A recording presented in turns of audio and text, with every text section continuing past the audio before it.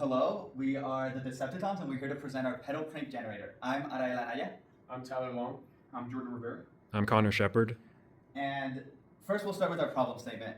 1.3 million people around the world currently don't have access to energy, to clean, reliable energy, so that forces them to have to rely on costly fossil fuels. So our team was seeking to kind of generate an alternative to that. So we decided to design some sort of pedal crank generator that they would be able to use to kind of power their devices at home and maybe generate electricity. Other alternatives do already exist, but these are very costly, ranging anywhere from $300 to $500. So we're seeking to make a user-friendly device that they could all operate while not necessarily costing an insane amount of money to the point where they couldn't afford it.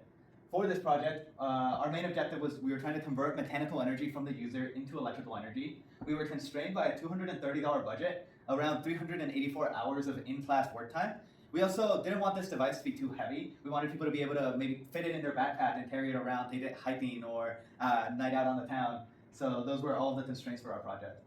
We have our system constrained. We're going to identify the goals of the project. And first of all, we wanted to be able to provide a light source with 5 minutes of use after 1 minute of cranking our system.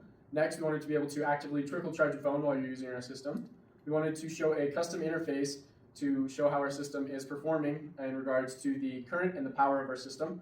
And then finally, we wanted to use a custom transmission using our own gears that we created. So now we're going to go ahead and cut to some footage of all of our results and us operating our system. The following video will demonstrate the functionality of the device. First, Jordan will go ahead and switch on our user interface. You can see that is calibrating. Then once it's finished calibrating, it's reading our power and our current. The voltage is currently a known 5 volts, so it comes after the butt. Jordan will then begin pedaling the device, and as you can see, the phone will now say it's charging. You can see that in the upper right corner, where it's charging. The phone is charging as Jordan cranks it.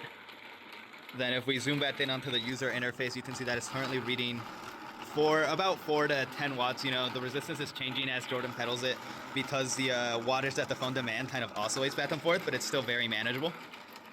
Connor's gonna go ahead and feature the disassembly process for the device. First, you undo the nut holding that crank in, then you go ahead and twist the crank off, and Connor's gonna unplug the phone that's been charging and the JST connection. He's gonna go ahead and pull the flashlight out, pull the USB through the mounting hole. Then once he's gone ahead and gotten all those components out, Tyler's gonna come in and demonstrate how the device easily fits into any sort of backpack or hiking system that you want to take it on. You kind of lay it flat with a nice flat surface up against your back, so it's definitely comfortable to have on there. You're able to fit your flashlight, your pedal, and the rest of the system. Believe it or not, don't forget this. If you're not, go ahead and close it. Close the backpack. And now Tyler's gonna go ahead and put that on, and he's ready to go hiking. Wow. Look at him go. I think he just stole the device. We'll now demonstrate the pedal functionality of our generator with the back plate braced up against the wall, a battery bank attached to our flashlight, and the user interface turned on.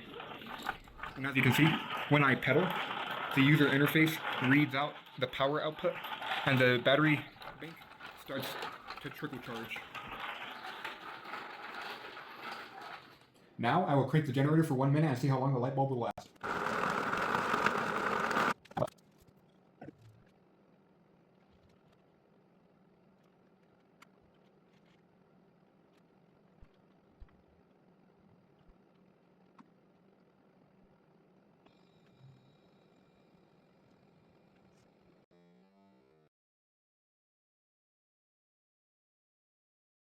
And then we'll go over some potential future improvements for the system if we had more budget and time to keep working on it.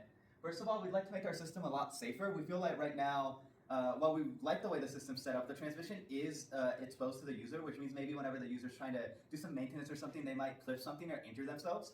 So I think if we had more time, what we would do is design some sort of polycarbonate housing around that transmission, so you can still see the transmission, because we thought it was important to see those mechanical elements, and we liked the way we saw the transmission move as the user pedaled, but we also want some sort of housing there so it's a lot safer and the user doesn't injure themselves. Another easy future improvement, if we had more budget, would be to exchange some of the PLA 3D printed parts for metal parts. For example, the PLA gears fatigue over time, which would decrease the overall longevity of our system, but if they were made of metal, they'd last for much longer. And for our battery storage system, currently the flashlight can operate for about 1200 minutes at full charge. The only issue is actually powering up the battery to that capacity.